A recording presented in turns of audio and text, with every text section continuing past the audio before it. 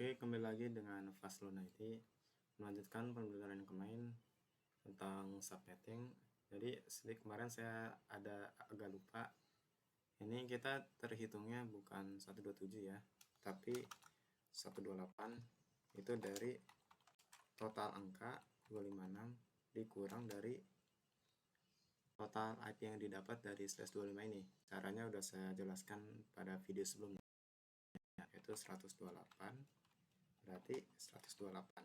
Nah, jadi subnet max-nya ini 255, 255, 255, 128 ya. Jadi kemarin saya lupa, jadi saya maaf.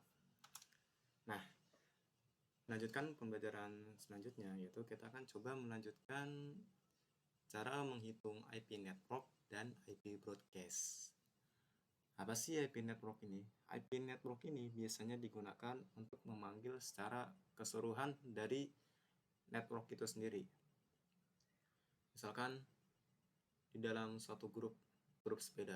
Grup sepeda ini misalkan ada 20 anggota. Nah, misalkan ada orang yang pengen manggil grup sepeda ini, itu ada 20 orang. Jadi, orangnya ini gak usah manggilin 1-1 sampai 20, tapi dia cukup panggil grup sepedanya aja, yaitu dia grup sepeda. Nah, itu sama konsepnya dengan IP network. Itu sebagai identitas untuk memanggil suatu kelompok. Nah, adapun dengan IP broadcast, yaitu digunakan untuk sebagai broadcast siaran. Misalkan ada sebuah berita, ada seorang guru ingin mengumumkan bahwasannya besok siswanya libur. Nah, daripada gurunya ini ngasih tahu satu orang per satu orang, persiswanya dia ngasih tahu, itu kan pasti butuh yang lama. Si gurunya ini cukup ngumumin pakai toa gitu kan. Jadi dari toanya ini semua siswa tuh bisa dengar gitu. Jadi sama konsepnya dengan broadcast, itu kurang lebih seperti itu. Nah, jadi itulah kenapa kedua IP ini tidak bisa kita gunakan dalam sebuah perangkat jaringan komputer. Nah, untuk cara penghitungan ya itu sangat gampang sekali. Itu kita dengan melihat first, yaitu IP pertama dari subnet max gitu. Jadi misalkan di sini kan saya menggunakan IP /25. /25 berarti kan 192.168 1 titik, misalkan saya 1.2 /25. Nah, itu kan berarti subnet max-nya kan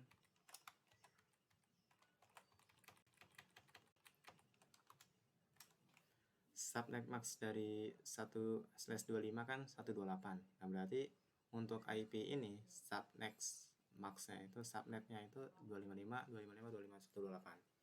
Nah, untuk IP network itu kita dengan melihat dari first dari IP-nya. Misalkan ini kan IP-nya 1.2 kan.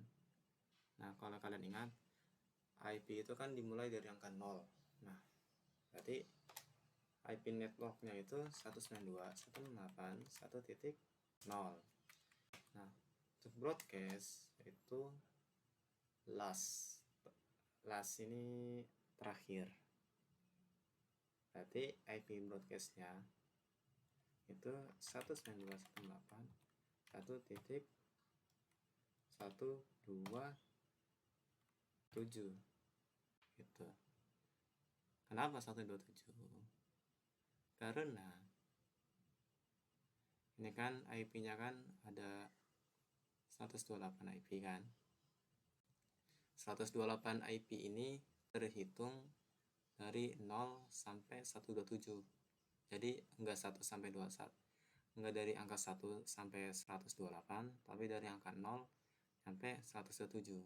Nah, itu kan IP angka awalnya kan 0. Dan angka terakhirnya yaitu kan 107.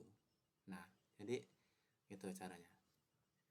Nah, kalau kalian masih ingat, kan IP itu kan maksimalkan dari angka 0 sampai 255. Nah, tapi di sini sampai 127. Nah, berarti kita masih bisa menggunakan IP lagi. Ini istilahnya dalam sebuah jaringan itu block subnet, atau ibaratnya ini ruangan ya. Jadi bisa saya kopikan kembali ke sini, paste.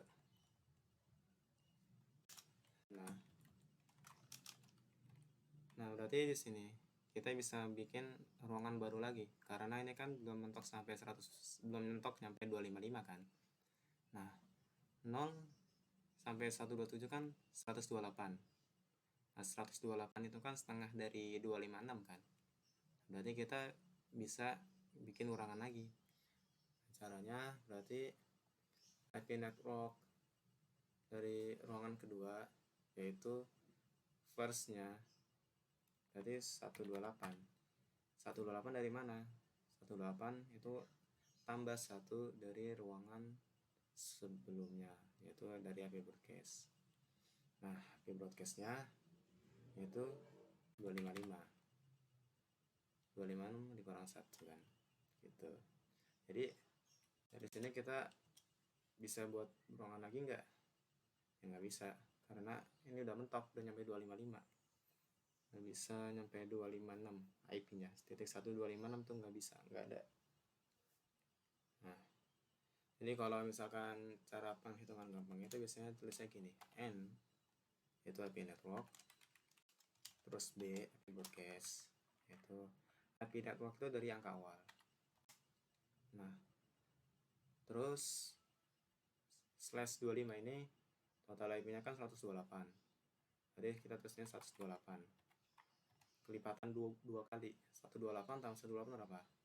256. Nah, untuk IP broadcast-nya dikurangin 1 dari yang sini, dari IP network, berarti 127.